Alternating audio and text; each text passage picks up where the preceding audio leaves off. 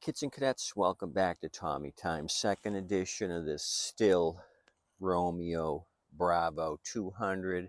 It's got a Kohler 775 engine. Went ahead and took the carburetor off.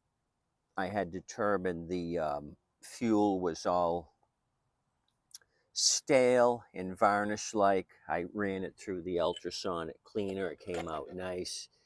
I had to do a little wire brushing here. It didn't really peel off. I had to manually clean that up. Everything else turned out well. The slow idle jet, I made sure the little brass jet there was free and clear. I put a drop of nitro on it and it went through. This is a really, really fine jet. You want to make sure it's open or the engine won't idle. Not even a bread wrapper wire would fit through there. So I kind of poked around with what I had, used some compressed air and nitro, and got it free and clear. So the other thing I did was clean out the tank. I went ahead and drained a little bit of remaining fuel that was in there. Took the hose clamp off of the tank end of the tubing, and here's your in-tank filter. This will go into the tank. So what I did was took my air gun, some compressed air, held my rag over the intake of the tank and blasted air in here.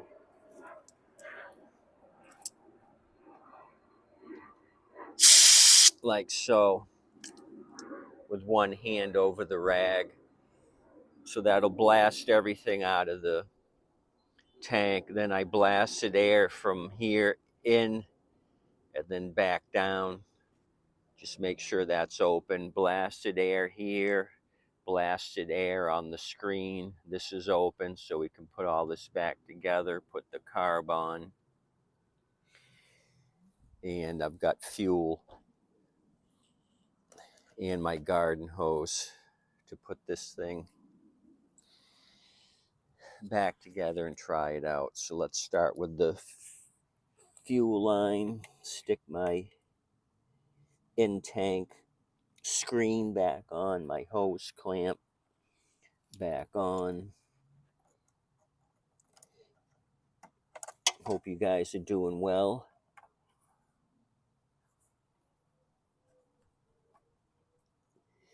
The float needle, that was all caked up with crud. I made sure that was all free and clear. I put the float back on and made sure it was stopping air. Moved the float to the top, make sure when I blew into the intake it wasn't letting air through. That's how I tested that.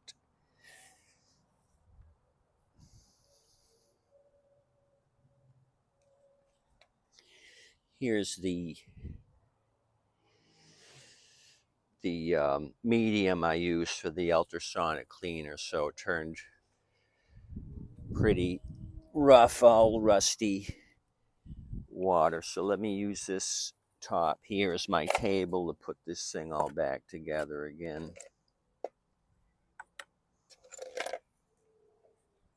Like I've mentioned before, whatever cleaner you use, and it kind of discolors the aluminum. But I think there's a purple cleaner that's good for aluminum, or it won't tarnish aluminum. I've never used it because it never really was an issue for me.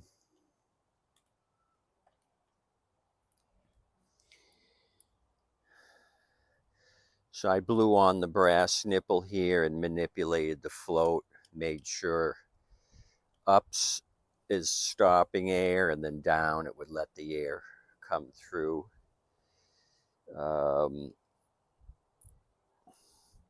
Made sure all the little holes in the emulsion tube were clear. My main jet, made sure that was clear. Took a wire brush, got the crap off of my nut. So let's keep going with this thing. What I'll do first is put the emulsion tube in, and then the jet on top of it.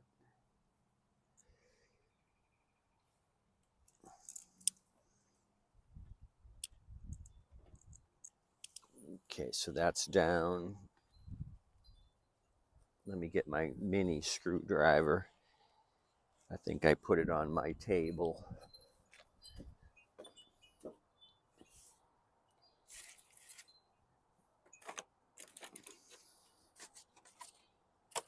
If not, I'll just grab another one.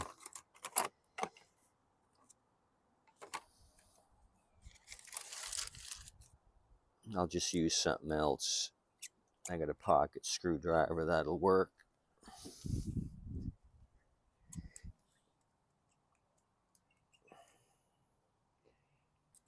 Okay, don't go crazy on it like I said in the other video. It's just brass, so that's tightened down. And we'll put the bowl on. So the carb will be orientated like this. The fuel comes in this side, so I want my drain plug to be facing forward in case the next person that wants to drain it, they can drain it from here if they want. But I normally just take it all off, that way I can inspect the bowl. So that's there. Rusty nut goes on. That's 10 millimeter. Snug that down. Okay, that's nice and snug. Now I'm going to go with my secondary jet, idle jet. That goes down. Push it into place. And then my lock screw, it still has the red nail polish on it. So I'm going to screw that in all the way up to where the nail polish starts. Or you could screw it all the way in and count how many turns. You could do it like that, like you would a idling jet or mixture screw. Okay, so we're just touching right there. And I've got one thread coming through the other side, so that's where I wanted it. What else? I think that's it for the carb itself. We can put it on.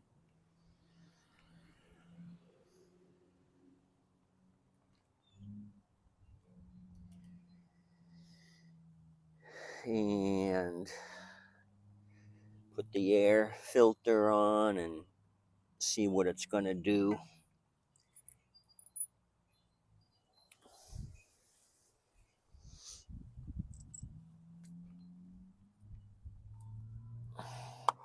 Hope you guys are having a nice day. Weather's nice. So we're going to start with the choke linkage because it had the Z bend. So we're going to go out here and get this in because I can manipulate the carburetor side to side to get that Z bend in. Start my threaded stud. Move my kill switch wires to the side. Choke's going to go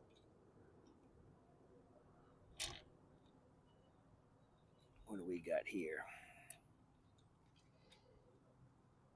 The linkage for the throttle's going to go on next. It's just a straight down. Okay, that's down. Now it's the spring. I like to use needle nose.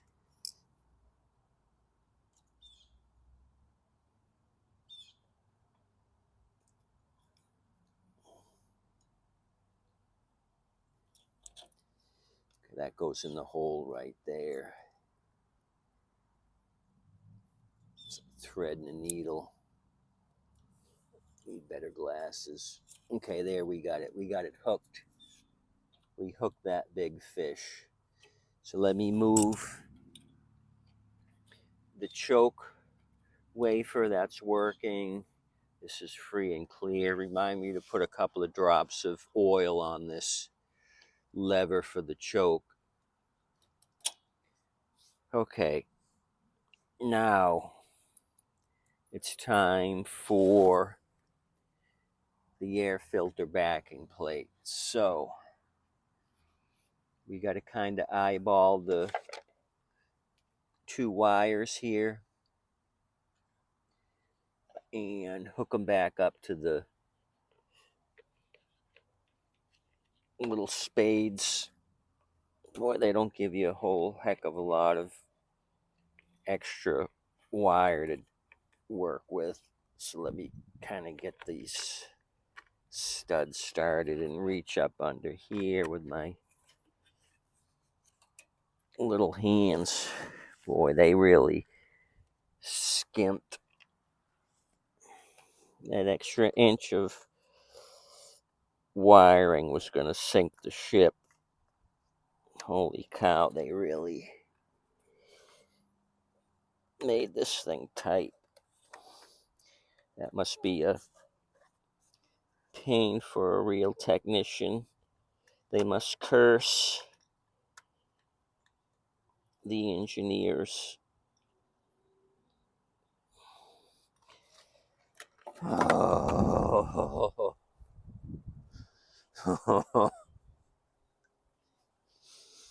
Let's try it from this angle.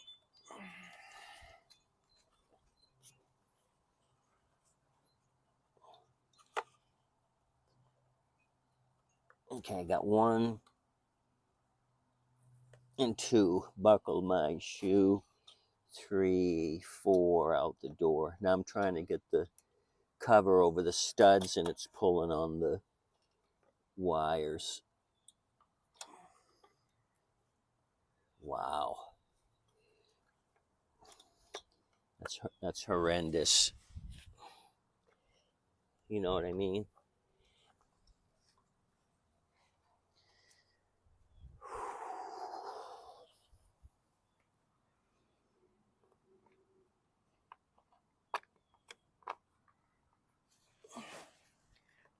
Okay, here, what am I hitting? Okay, so now that's lined up. Well, I still have some space. I'm putting the fuel line on. Get my clamp from the bottom. Fuel clamp goes on. Okay, that's on. Now what? Keep plowing ahead. See, we still free and clear on the choke. We are. What about the throttle linkage? Yep, nothing's binding. So there was a little spacer that fell out on the ground. So I think it goes back here behind the plastic. Hold that up with my finger. Long screw there. Get that started. Air breather hose goes on, and my 2mm nuts go on the studs here. Real easy to get on and off, minus this stupid kill switch deal. If they would have moved this over here, there would have been enough play in the wire to work with. What a bunch of cheapskates.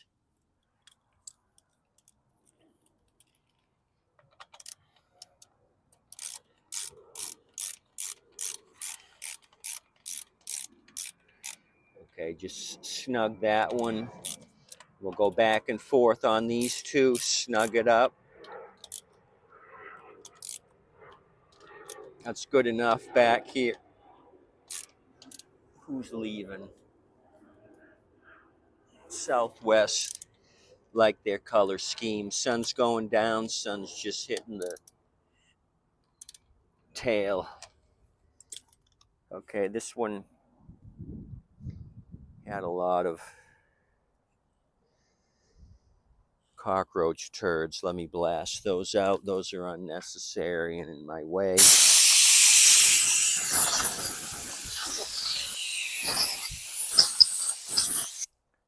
Since they were acting like this was Holiday Inn, we know it's been sitting.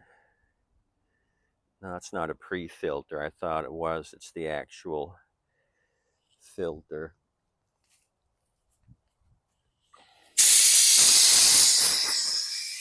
Okay, what else do we have to do? We got to oil up that choke linkage. Okay, so this is going to go here.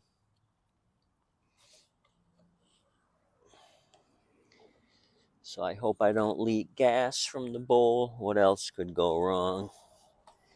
Hope there's no rust anywhere that plugs up my pressure tip. I used one of the two tips that was on the backboard here.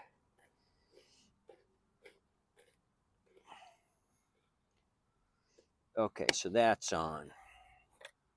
Oh, there's my screwdriver. You should have told me. Okay, so now grab my oil can.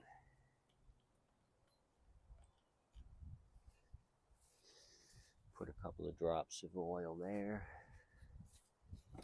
This is coming along nicely.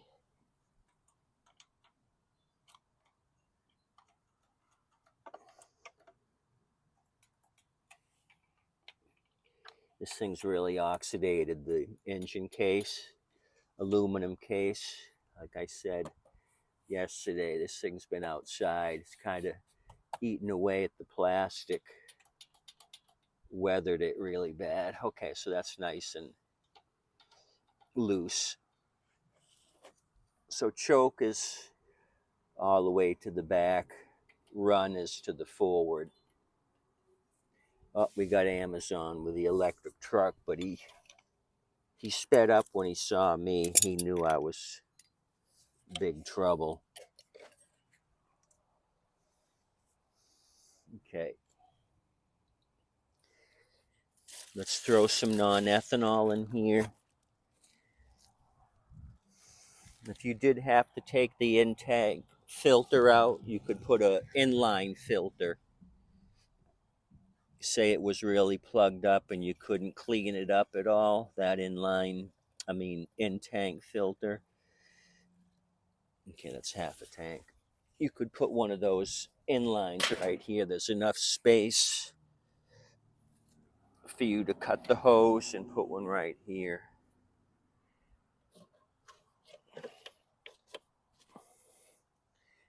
Okay, everything's out of the way mostly. Let me get my water source. When you're working with a pressure washer, a shorter line's better. When you have a couple 100-foot hose to the unit, they don't like that. They want a short hose. Pressure's higher. Okay.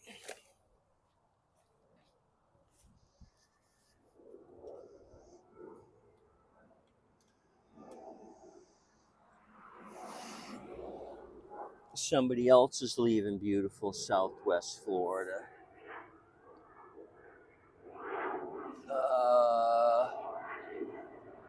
United. He really wants to get out of town. He's climbing like a banshee.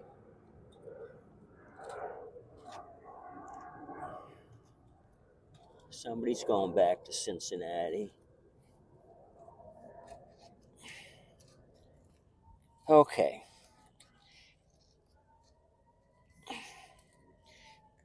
Here, fire trucks. Somebody's having a bad day.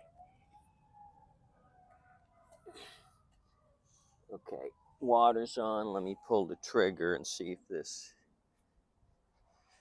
shoots out. I got it on the, not the big fan, the more or less straight shot. And we don't have anything coming out of the wand. Let me remove the tip.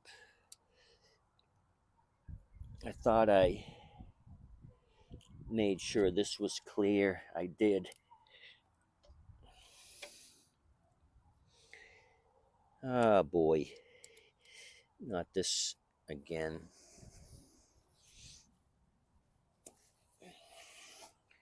I'm going to remove the hose here at the pump and just let it shoot straight forward.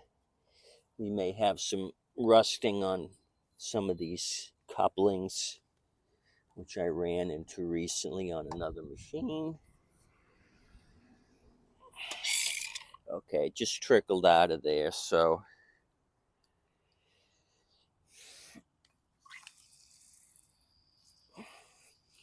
I'm going to start it and deal with this blockage. Well, hell, let's do it now. Let me blast some compressed air into here and see if it clears it out. We can start it like that. I just want to make sure the pump's wet. But since I have compressed air here and you guys are patient and want to see good results, I'm going to keep going.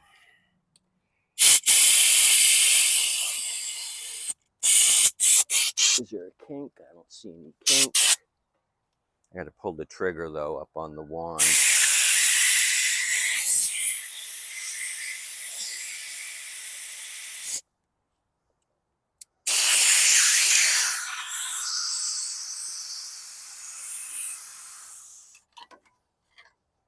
I'll troubleshoot this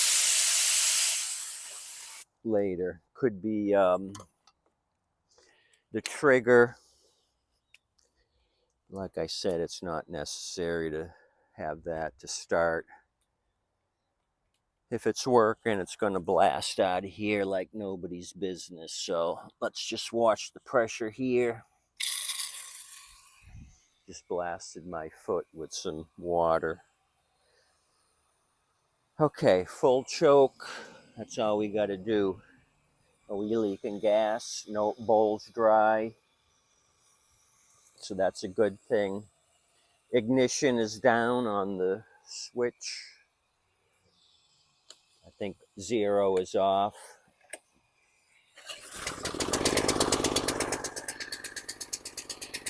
We got ignition, choke still on.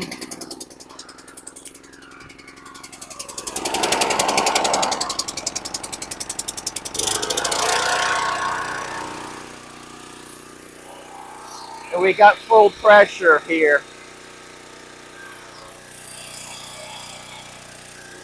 Don't stick your finger in there, you'll regret it. That's 3,100 PSI.